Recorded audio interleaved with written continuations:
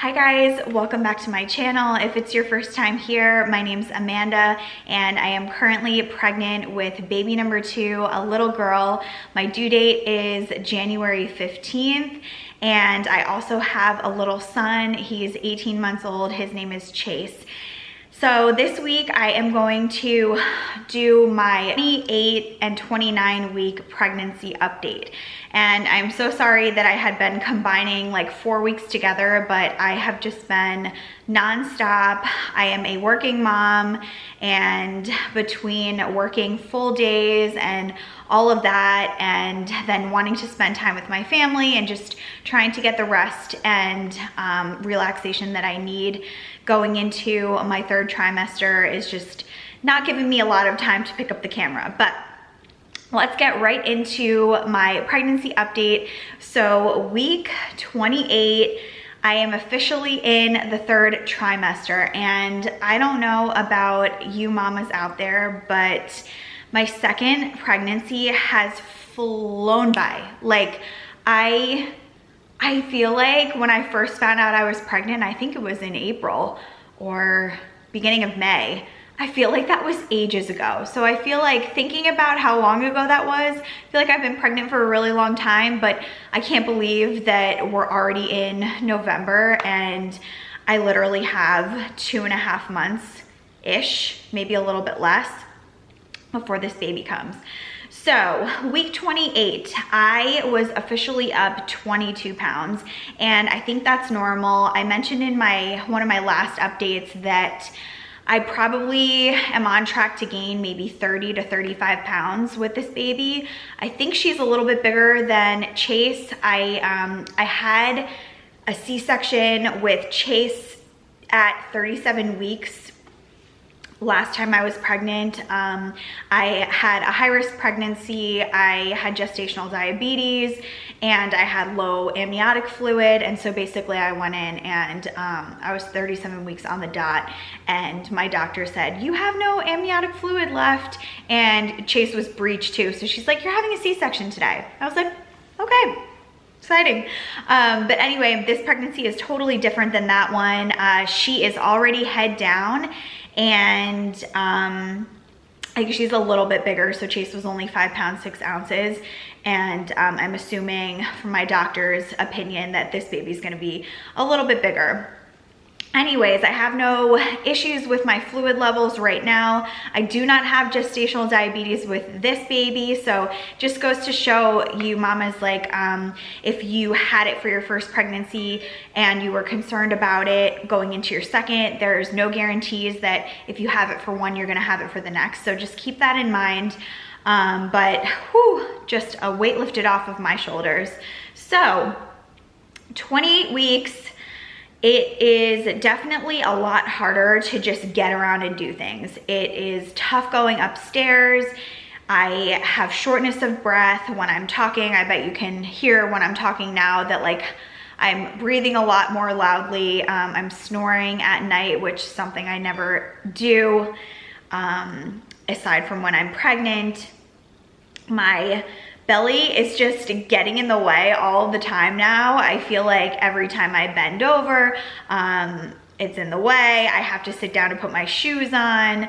When I'm trying to work out, it's a lot more difficult. Just getting to the point where I'm kind of like over being pregnant. I also have just been really annoyed by my pregnancy clothes, and I haven't even bought a lot of maternity clothes. But I just have, I don't know, maybe I'm just not wearing the right leggings or something, but all of my leggings and pants just fall down and I'm hiking them up all the time, and it's just really, really annoying. I just can't wait until I have this baby and I can go back to wearing my normal like yoga leggings and normal clothes, because nothing seems to be fitting me right.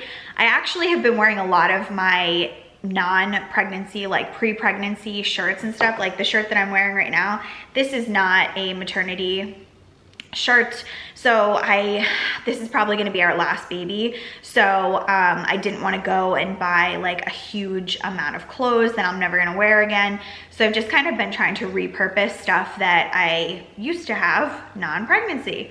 I also have to pee all the time, and especially at night. It's so frustrating. I'm probably getting up anywhere between 5 to 7 times a night to go pee, and it's really affecting my sleep, obviously. So I'm super tired, a lot more tired than I used to be when I wasn't getting up as much at night, but it's just, you know, one of those things that comes along with pregnancy.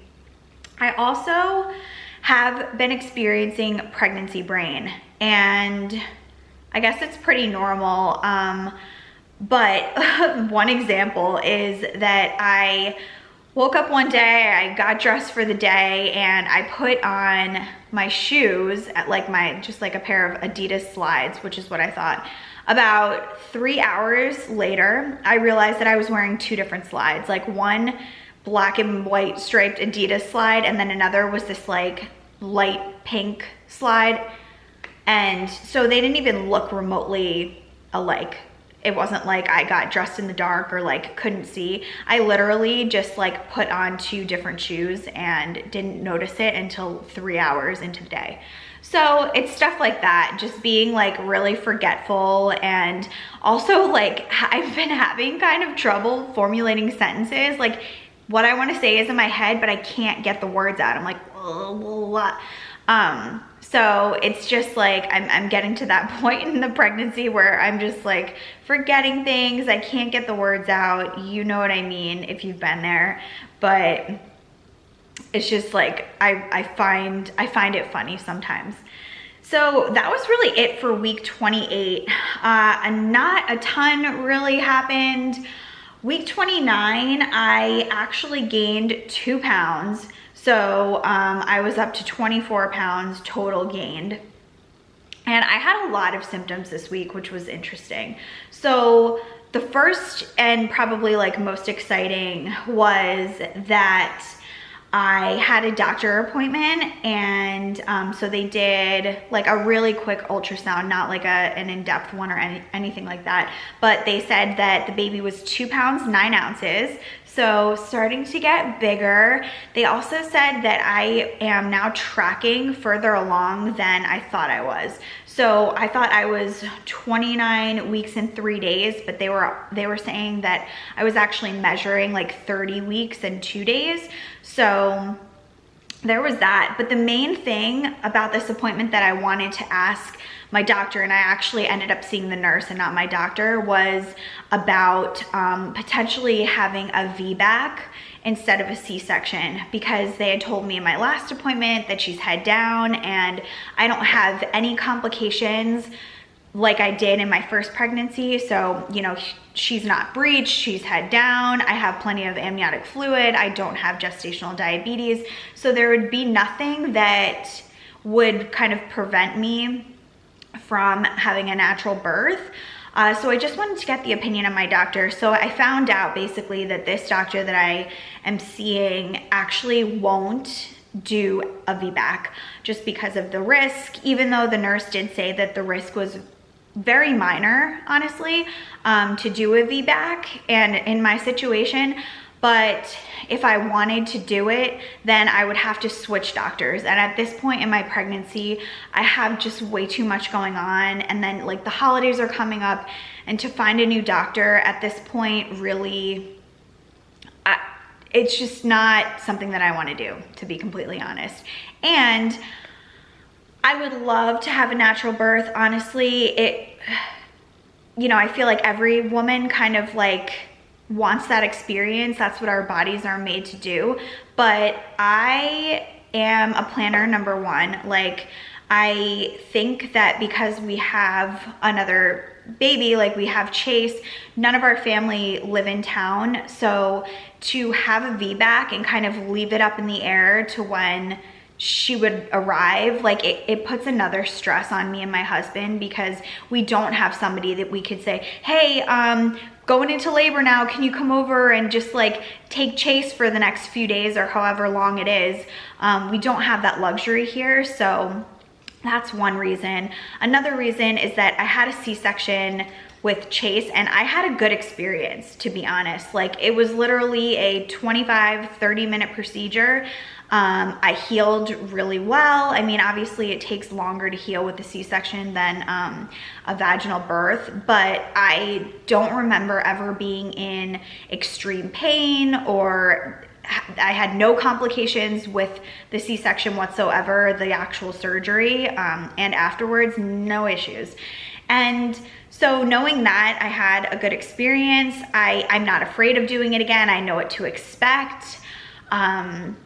I also am really, really bad with pain. I'm just awful. And so maybe this was God's way of telling me that like a C-section is just in my cards. It's what's meant to be.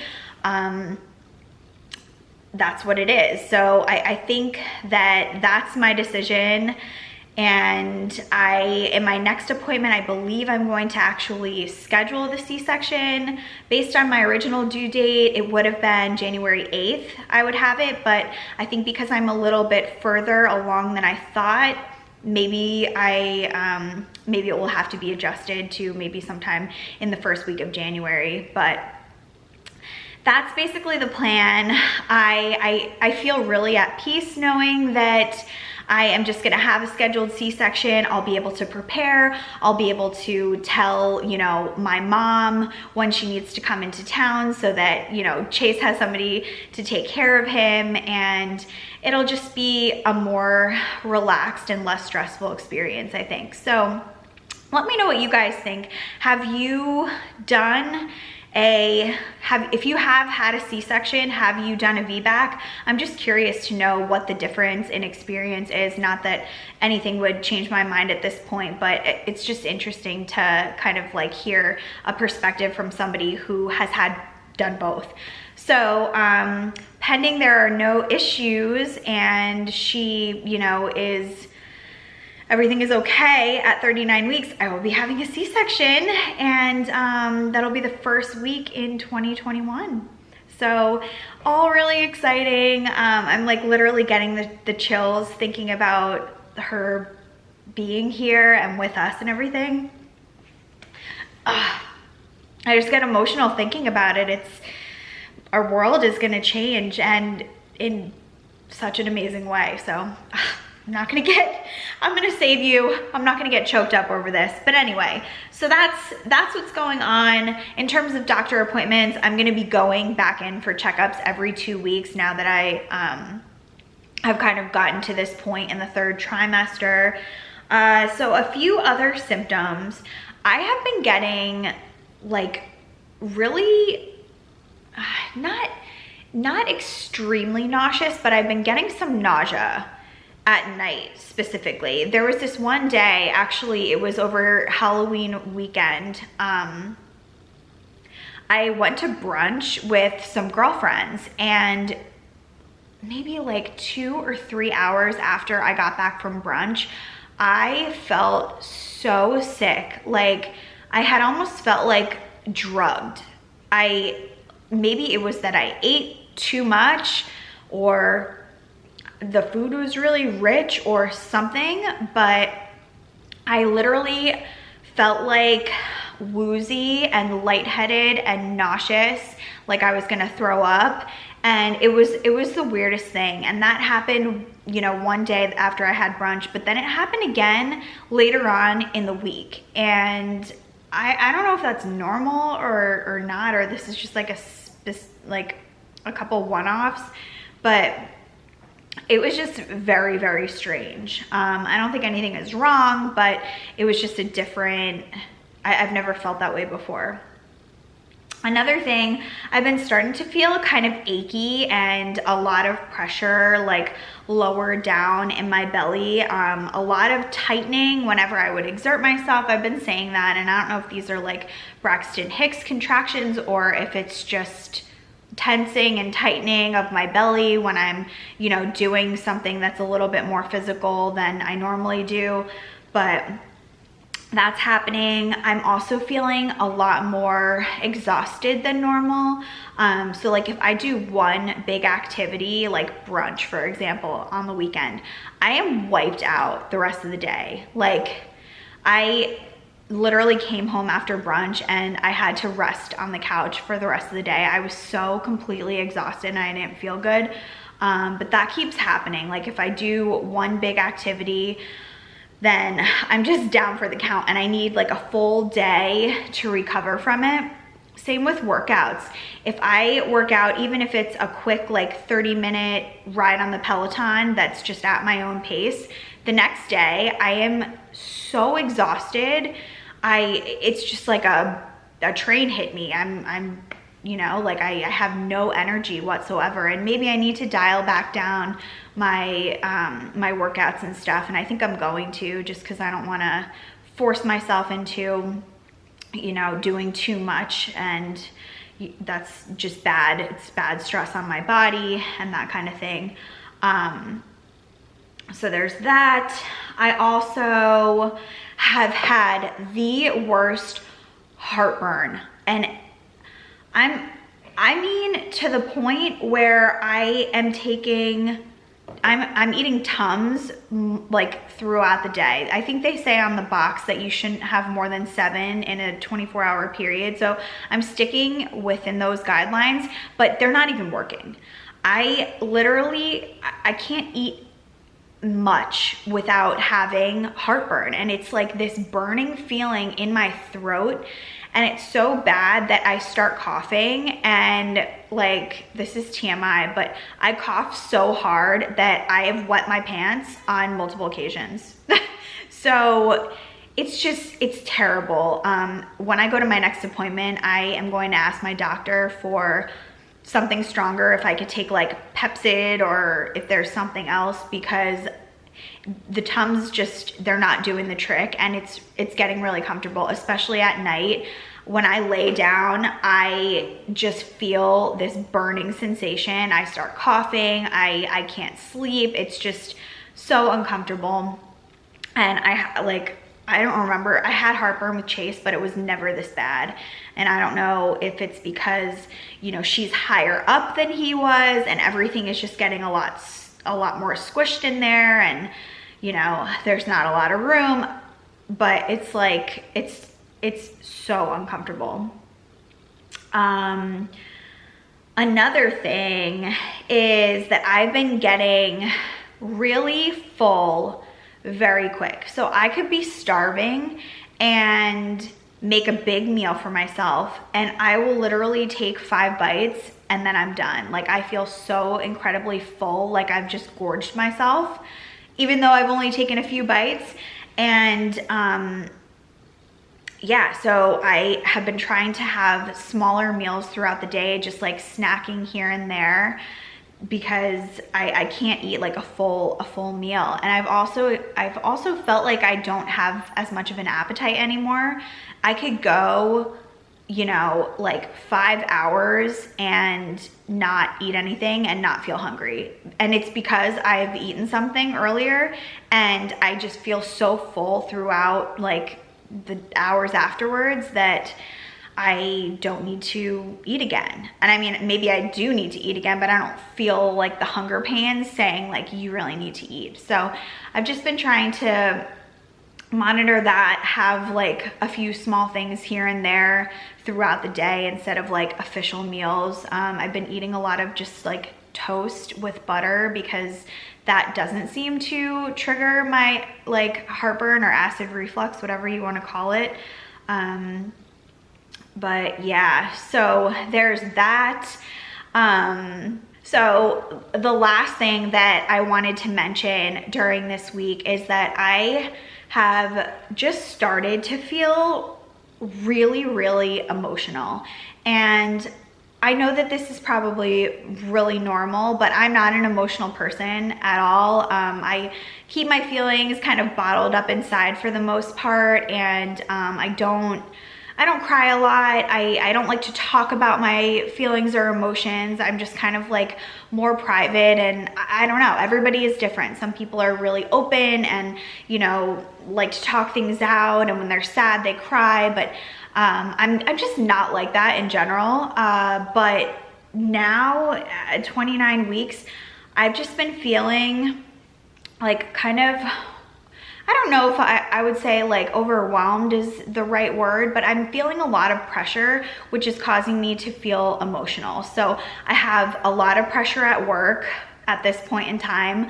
It's just things are really busy and happening, and I don't get a lot of breaks, and so there's that. Then there's the pressure of being a good mom. So when, you know, when Chase is home after work and everything, like I just want to be there for him, and you know, his world is going to change really soon. He's not going to be the only baby, and I just want to like soak up all the time with him. And then, you know, I just feel this social pressure in general to hang out with friends, and like my husband is like a social butterfly. I'm much more of an introvert, and my husband is such an extrovert. Like he relaxes by hanging out with people, and I relax by kind of like laying on the couch and having a quiet night and watching TV and, you know, lighting a candle, that kind of thing. But I don't know, I just feel like this pressure to be social and hang out with friends, and then there's the pressure of just doing the normal like mom and wife stuff, cleaning up the house, you know, doing the laundry, and then thinking about having a baby on the way, and the holidays are coming up. That is another, well, it's a stressor for me because we're having our family come into town, and not that that is stressful in itself, but just, you know, preparing the meal, making sure that we have everything, like we're gonna have people at our house, like getting stuff ready for that, you know, and then Christmas is around the corner, so it's just like decorating the house. I just feel a lot of pressure recently, and it's some days I just get so emotional that I will break down and start crying. And if you ask me, like, is it one specific thing? No, I think it's a combination of all of it. And yeah, so mamas out there, if you're experiencing any of this stuff, know that you're not alone. And sometimes you just need a good cry. And I don't like to cry. I kind of like, you know, I just don't like to cry. I don't like Chase to see me cry. I don't like Pete to see me cry. Anyway, just wanted to share that I have been really emotional lately, and I'm sure it's gonna get even worse, honestly, as the time goes by and as things get closer. Holidays are here and all that stuff. I know it's happy times and everything, but sometimes like I think I'm crying because I'm happy too. Like all of the blessings that like God has given me and my family. Look, this is like the second time I'm getting emotional in this video. But anyway, so that's really it for my 28 and 29 week pregnancy update. The last thing I will do is show you my bump, and that will be that. All right, guys, here we are. Hopefully the lighting is okay. It's kind of like a gloomy day outside, but here we are. Here's the bump from the side with the shirt. From the front, I feel like she's just like a basketball at this point, getting big. And then the other side, from the side, from the front,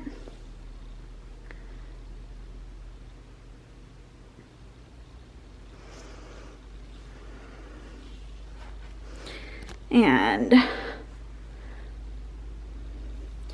other side.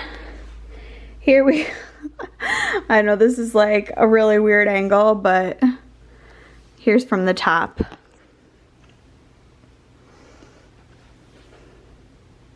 All right guys, thank you so much for watching. I hope you enjoyed this video.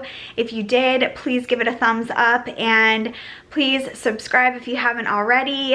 If you're pregnant, congratulations. I hope everybody out there is having a safe and healthy pregnancy. Let me know down in the comments how you're doing, how your pregnancy journey is going, and how far along you are.